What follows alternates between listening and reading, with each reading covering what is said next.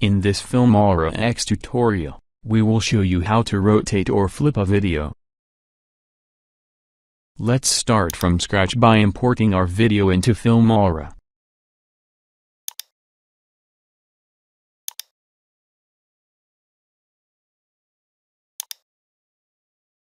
First, drag your video to the timeline.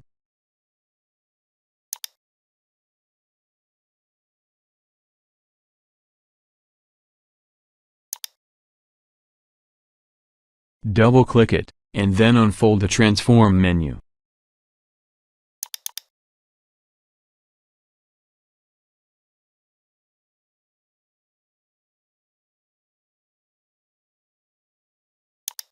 Use the Rotate slider, or set your own rotation degrees.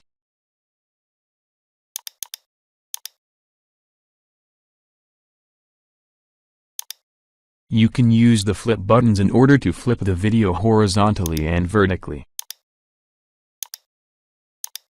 All done. Please subscribe.